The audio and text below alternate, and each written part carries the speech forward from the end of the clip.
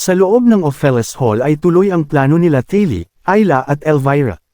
Sa ikalawang palapag ay nagawa nilang mahuli si Clivius, ang second floor boss na sinusubukang tumakas, at pinilit itong sumama sa kanilang grupo. Sa ikatlong palapag naman ay hindi sila nagawang pigilan ng isang taga-silbi dahil wala roon ang kambal nito na si Shani.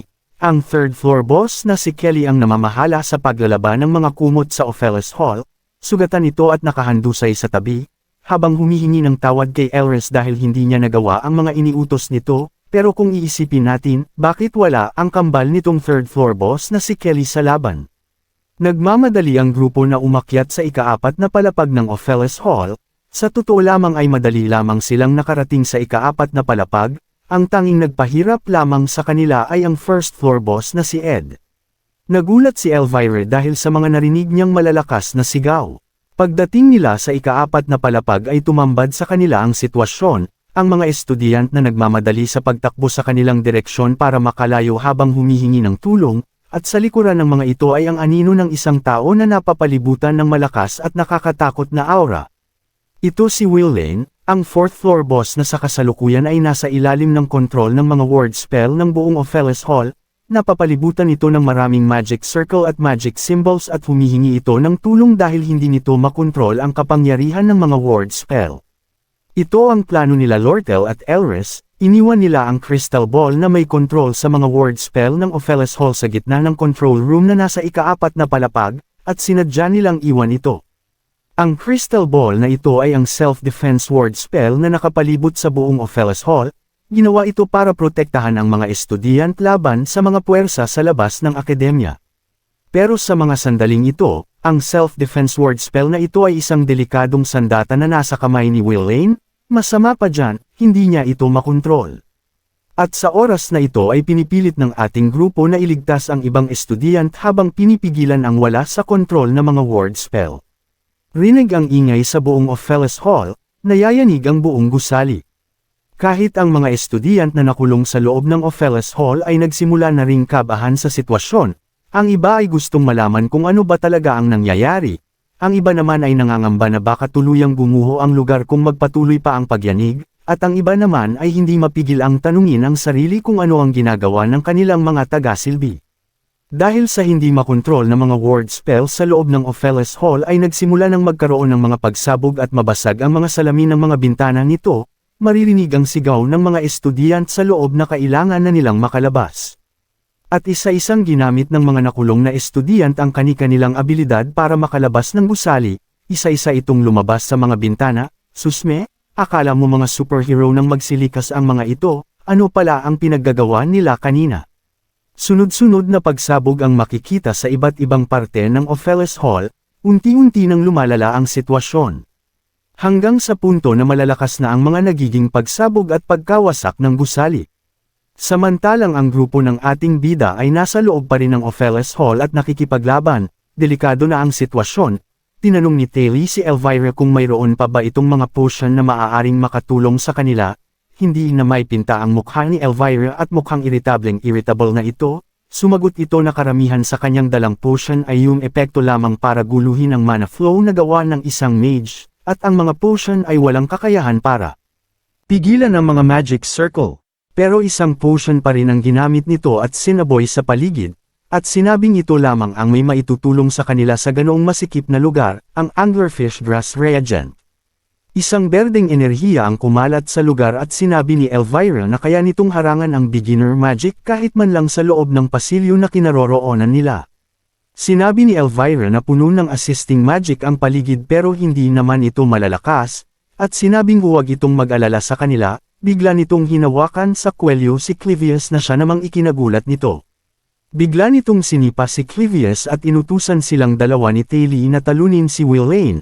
Mabilis na sumugod si Taylee, habang walang nagawa si Clivius kung hindi sumugod na rin, namutian ang mga mata nito sa takot pero nagawa pa rin itong magreklamo kung bakit siya nadamay. Patuloy sa pag-atake ang hindi makontrol na mga word spell na ngayon ay konektado na kay Will Lane. Mabilis ang ginawang pagtalon at pag-ilag ni Taylee at Clivius sa mga magic spell para makalapit dito. Nakita ni Will Lane na unti-unti nang nakakalapit si Taylee sa kanya, at nasabi nito na sa wakas, mayroon ng makakatulong sa kanya. At pagkatapos nito ay isang malakas na pagsabog ang nangyari. At sunod-sunod muli ang naging pagsabog sa loob ng gusali. Habang nagaganap ang mga pagsabog na ito ay isang karwahe ang makikitang nakatigil sa isang daan. Mukhang matatapang ang mga kabayo ng karwaheng ito dahil hindi man lamang ito natakot sa mga naging pagsabog sa paligid. Habang sa likod ng puno makikitang nagtatago sina Ed at Yencar, at pinagmamasdan ang karwahe. Walang pakialam si Yencar sa karwaheng ito at nakatuon lamang ang atensyon niya kay Ed. Tinanong nito si Ed kung ano ang ginagawa nila sa lugar na iyon at baka lumala ang mga sugat nito. Sumagot naman si Ed na ayos lang ang lahat at karamihan ng dugo sa kanyang damit ay hindi galing sa kanya, kanina naman kaya nanggaling ito. Dahil kung tama ang pagkakaalala ko, tanging si Ed lamang ang sugatan sa naging laban nito sa unang palapag ng Opheles Hall. Napabuntong hininga na lamang si Ed habang nagmamasid sa paligid at tinitingnan ang karwahe. Dahil kung tutuusin ay napakakaraniwan lamang ng karwahe, kahit ang mga bantay sa paligid ay simple lamang din ang suot. At mukhang pangkaraniwan lamang din na naroon ito sa lugar na ito. Nababaliw itong si Ed, paano niyang nasabing simple ang lahat? Samantalang namumutiktik sa ginto ang disenyo ng karwahe, at mukha bang karaniwan na makita ang isang karwahe na nakatigil sa isang lugar malapit sa halos nawawasak na Opheles Hall. Sa isip ni Ed ay marahil hindi ang salitang pangkaraniwan ang tamang gamitin para mailarawan kung gaano kagarbo ang karwahe na ito. Ayan, di ba? Di nagkaintindihan din tayo, dahil kung ikokonsidera ang tao na nasa loob nito, ay baliwala lamang ang karwahe. Sa loob ng karwahe ay makikitang nakaupo si Golden King Elk na may binabasang isang liham. Kung iba siguro ang sitwasyon, siguradong sinusundan ito ng isang dosenang karwahe na parang isang parada. Pero ang katotohanan na naroon ito sa lugar na ito ng isa lamang ang dalang karwahe ay nangangahulugang sinusubukan itong maging mabilis ang kanyang mga kilos at hindi mapansin. Si Elk ang umampun kay Cortel, at siya rin ang tinatawag na fake boss na sa huli ay maglalaho na parang bula pagkatapos traidorin ni Lortel. At sa mga oras na ito ay hindi pa dapat ito naroon sa akademya. Pagkatapos basahin ang nilalaman ng liham ay sinunog ito ni Elk. Habang nagtatago sa likod ng puno ay naisip ni Ed na kanina pa nandito ang karwahe na ito. Bakit mukhang ngayon pa lamang ito lalabas ng karwahe? Iniintay ba nito ang sandali na bahagya ng masira ang Opheles Hall? Ngunit biglang nanlaki ang mata ni Ed dahil mayroon siyang napansin. Napansin niya ang batang taga-silbi na may dalang payong. Ito si Shani ang kambal ni Kelly, na siyang third floor boss. Si Shani ay isang ulila na kinupkop ni Elris na siyang punong taga-silbi ng Opheles Hall. Naalala ni Ed na kung pagbabatayan ang nalalaman niya sa laro, itong si Elris ay dapat nasuhulan na ni Lortel. At itong si Shani ay isa dapat sa third floor boss ng Opheles Hall kasama ng kanyang kambal na si Kelly, pero ang katotohanan na narito ito kasama ni El, na siyang kalaban ni Lortel ay talagang kaduda-duda. Sa isip ni Ed si Shani ay hindi kailanman tatraidorin si Elris, at si Elris naman ay nasuhulan na ni Lortel, pero paano kung si Elris ay tinraider na si Lortel at tuluyang kumampi kay Elk? Ang tanging naiisip ni Ed na maaaring maging resulta nito ay ang tuluyang pagkatalo ni Lortel. Inalala ni Ed ang mga pangyayari sa laro. Si Lortel ay may mahalagang papel na gagampanan sa Act 3. Sa kanyang politikal na laban kay Prinsesa Pinia at sa Act 4 kung saan ay naging pangunahing suporta siya ng bida sa laban nito sa House Rothstaler. Habang naglalakad si Golden King Elk ay naisip ni Ed na ang pag-substitute niya kay Toth bilang isang pipitsuging mid-boss ay mahirap na, ayaw na niyang maging substitute pa para kay Lortel, hindi bale na maraming salamat na lang sa imbitasyon pero ayaw na niyang makisali. Habang nagtatago sa likod ng puno na kanina ko pa napapansin na parang masyadong maliit para pagtaguan at hindi ko alam kung paanong hindi sila napansin ng mga bantay sa paligid, ay tinawag nitong si Ed si Yencar. Napapikit si Ed dahil hindi niya alam kung paano ipapaliwanag kay Yencar ang mga bagay-bagay. Pero sinabi niya na kailangan niyang humingi ng pabor dito at importante ang bagay na ito kaya hindi niya alam kung kaya ba niya gawin itong mag-isa. Pero hindi pa man siya tapos na magpaliwanag ay pumayag kaagad itong si Yencar na tulungan siya, na siyang ikinagulat ni Ed. Puno ng determinasyon si Yencar nang tanungin si Ed kung ano ang kailangan niyang gawin. Mabalik tayo sa sinunog na liham, ang liham na ito ay para mismo kay Golden King Elk, naglalaman ito ng mensahe tungkol sa pagsunod ng kanyang ampong si Lortel sa kanyang mga nais, pero ang katotohanan ay nagpaplano itong traidorin siya at makontrol ang Elk Company. Naalam ni Lortel ng totoo na si Golden King Elk ang pumatay sa mga magulang nito, at nag-umpisa na itong suyuan ng ibang mayayamang negosyante at mga ehekutibo ng Elk Company upang agawin dito ang posisyon nito. Habang naglalakad si Golden King Elk kasama ang mga bantay nito ay inaalala pa rin niya ang laman ng liham, dahil bukod sa mga impormasyon na nabanggit, nilalaman din ito ang impormasyon tungkol sa negosasyon sa pagbili ng Sage's Sealed Tomb, na isa lamang itong paraan ni Lortel para mapapunta ito sa Sylvania Academy at mapalayo sa main branch ng Elk Company para hindi nito mapigilan ang kaguluhan na mangyayari sa loob nito. Naalala din ni Golden King Elk na sinasabi din sa liham na dahil sa hindi masabing dahilan ay nalaman nito ang mga impormasyon at nagawang nakawin ang isang sikretong dokumento na makakapagpatunay ng lahat na sa kasalukuyan ay tinatago nito. Dagdag pa sa sulat na sinabi man nito ang mga impormasyon na nalalaman niya ay walang bagay na dumarating sa mundong ito na walang kapalit. Dahil ang nagpadala ng liham ay nasuhulan na ni Lortel ng malaking halaga na nangangahulugang maaari siyang pumanig dito ng tuluyan kung hindi siya makakatanggap ng mas malaking pabuya galing sa kanya. Unti-unti nang nawawala ang paningin nito at halos hindi na rin makarinig dahil sa isang aksidente, at ito na ang huling taon niya bilang punong taga-silbi. Halos patapos na rin siyang magpasya at tanging siya lamang ang nakakaalam ng buong kwento sa likod ng mga pangyayari. Ang mga gagawin nitong hakbang ay maaaring mas magpadali o mas magpahirap sa komplikadong sitwasyon ni Golden King Elk. Kalakip ng liham ang isang talaan ng mga organisasyon na palihim niyang pinamamahalaan, at ang halaga ng ginto na mapupunta sa mga organisasyong ito ang magiging batayan ng kanyang magiging desisyon.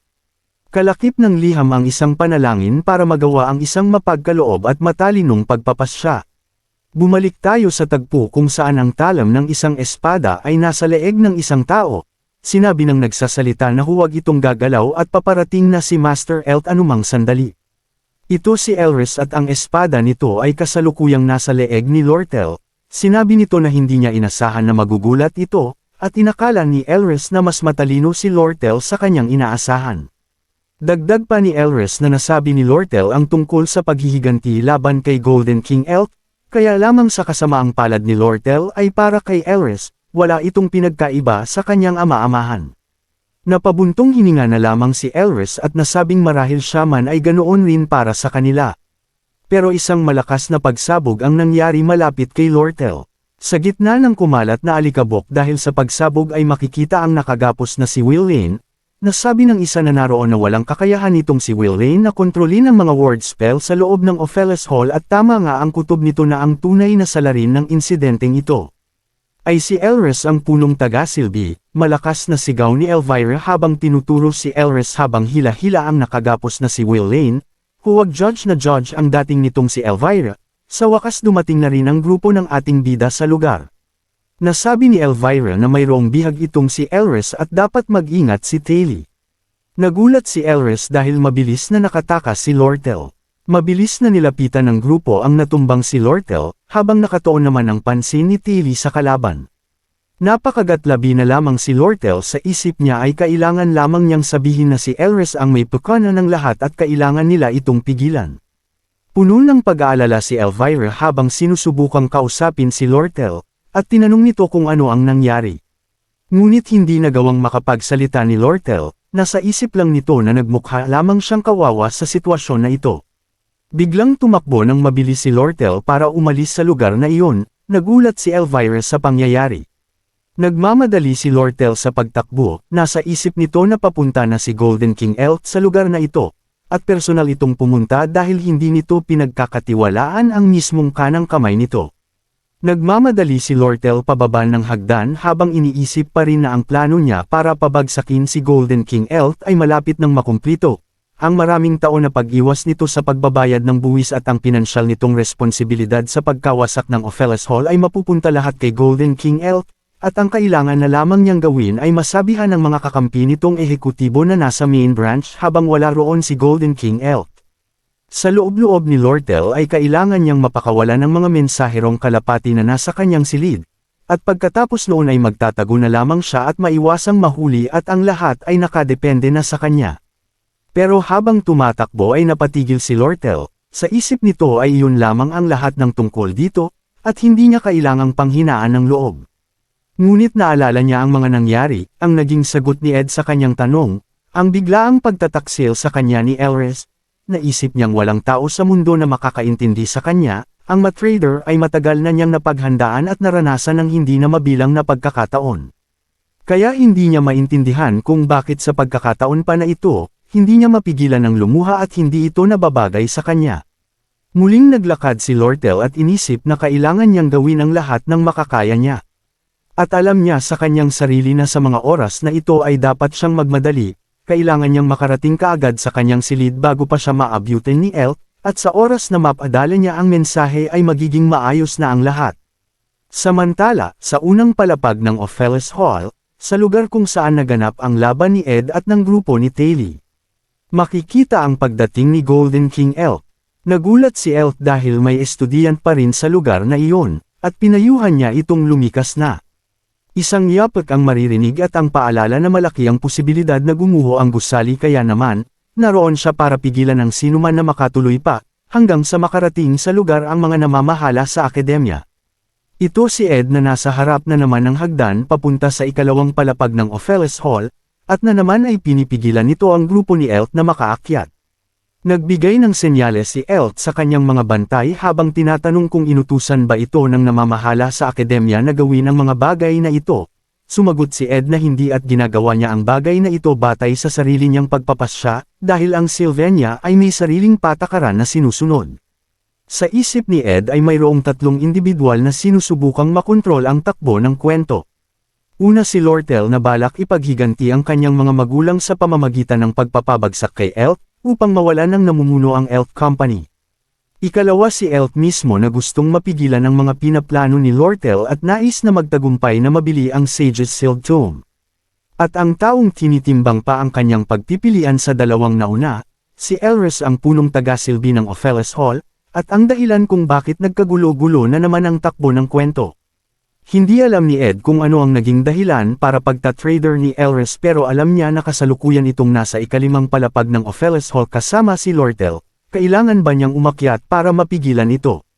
Pero naisip ni Ed na kahit wala siyang gawin tungkol dito, ay sigurado siyang makakaharap ni Elris si Taylor at ang mga kasama nito katulad ng alam niya sa kwento, kailangan lamang niyang magtiwala na kaya ng mga itong harapin si Elris. At dahil sa naging takbo ng mga pangyayari ay alam niyang magagawa ng mga ito na harapin si Elris, at sa mga oras na ito ang kailangan niyang gawin ay harapin ang problema na nasa harap niya. Kung ano man ang plano ni Elk na gawin sa Ophelis Hall, naisip ni Ed na kung magagawa niyang mapigilan si Elk sa lugar na ito ang lahat ng bagay ay babalik sa normal na takbo ng kwento. Biglang yumuko si Ed at nagtanong kung ang nasa harap ba niya ay si Master Elk Cahelland ang namumuno sa Elk Company. Dagdag pa ni Ed na kung ang isang katulad ni Master Elk Cahelland ay nasa lugar na yun ay siguradong mayroon itong dahilan at sa tingin nito ay makabubuti na hintayin nito ang mga namamahala sa akademya para maasikaso ito ng maayos. Pero tiningnan lamang ni Master Elk si Ed at nagsalita. Habang nakayuko si Ed ay nasabi ni Elk na marahil itong si Ed ay, habang nababalot ng asul na aura ay sinabi ni Golden King Elk na itong si Ed ay kakampi ni Lortel.